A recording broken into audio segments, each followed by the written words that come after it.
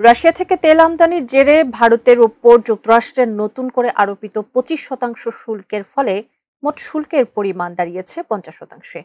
এতে বড় ধাক্কা খেতে যাচ্ছে ভারতের অর্থনীতি। একই সঙ্গে শুল্ক বিরোধ মেটার আগেই ভারতের সঙ্গে কোনো বাণিজ্য আলোচনায় বসবেন না বলে স্পষ্ট জানিয়ে দিয়েছেন মার্কিন প্রেসিডেন্ট ডোনাল্ড ট্রাম্প। এমন পরিস্থিতিতে কোন পথে হাঁটবেন ভারতের প্রধানমন্ত্রী নরেন্দ্র মোদী? বিস্তারিত আরিফ হাসানের প্রতিবেদনে। My friend, India's friend, the President of the United States of America, Mr. Donald Trump. দীর্ঘদিন ধরে ওঠানামার মধ্যে থাকলেও ভারত যুক্তরাষ্ট্র বাণিজ্য সম্পর্ক এবার যেন চরম পর্যায়ে পৌঁছেছে। সম্প্রতি ভারতীয় পণ্যের ওপর মোট 50% শুল্ক আরোপের ঘোষণা দিয়েছেন মার্কিন প্রেসিডেন্ট ডোনাল্ড ট্রাম্প, যার অর্ধেক ইতোমধ্যে কার্যকর এবং বাকি অর্ধেক 28 আগস্ট থেকে কার্যকর হবে। এই অতিরিক্ত শুল্কের মূল কারণ হিসেবে তুলে ধরা হয়েছে ভারতের রাশিয়া থেকে তেল আমদানি। যুক্তরাষ্ট্রের ভাষ্য অনুযায়ী এই আমদানি শুধু রাজনৈতিক দিক থেকে নয়, বরং জাতীয় নিরাপত্তার জন্য অস্বাভাবিক ও মারাত্মক হুমকি। ট্রাম্প প্রশাসন শুধু শুল্ক আরোপেই থামেনি, বাণিজ্য বিরোধ মেটার আগে ভারতের সঙ্গে কোনো বাণিজ্য আলাপ হবে না বলেও স্পষ্ট জানিয়ে দিয়েছেন। অর্থাৎ বর্তমান সংকটের সমাধান না হওয়া পর্যন্ত কূটনৈতিক টেবিলে বসার সুযোগও বন্ধ। এর ফলে ভারতীয় রপ্তানি খাত বড় ধাক্কা খেতে পারে, বিশেষ করে যুক্তরাষ্ট্রের বাজারে নির্ভরশীল পণ্যগুলোতে। RICL TMX, যুগের পর যুগ স্থাপনা থাকে মজবুত।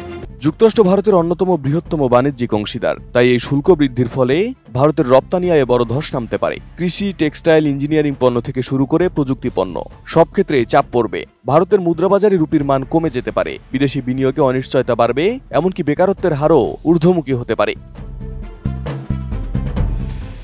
এমন অবস্থায় নরেন্দ্র মোদীর সামনে এখন সম্ভাব্য কয়েকটি পথ খোলা। প্রথমত, যুক্তরাষ্ট্রের সঙ্গে কূটনৈতিক সমঝোতা।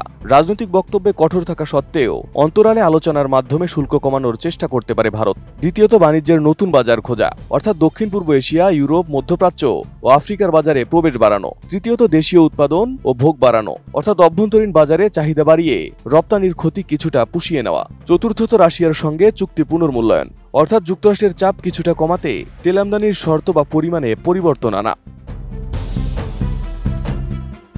মোদী এর আগে আত্মনির্ভর ভারত নীতির কথা বলেছেন, কিন্তু বর্তমান পরিস্থিতি সেই স্বপ্নকে বড় পরীক্ষার মুখে ফেলেছে। যুক্তরাষ্ট্রের সঙ্গে বিরোধ বাড়িয়ে তিনি রাজনৈতিকভাবে জনপ্রিয়তা অর্জন করতে পারলেও অর্থনীতির উপর চাপ আরও বাড়তে পারে। বিপরীতে নরম কূটনৈতিক অবস্থান নিলে যুক্তরাষ্ট্রের সঙ্গে সম্পর্ক উন্নত হতে পারে, কিন্তু অভ্যন্তরীণ রাজনীতিতে তাকে কঠোর নেতা ইমেজে ধাক্কা দিতে পারে।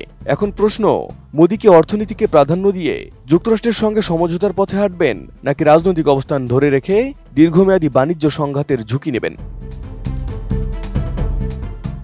Arif Hasan, ATN news.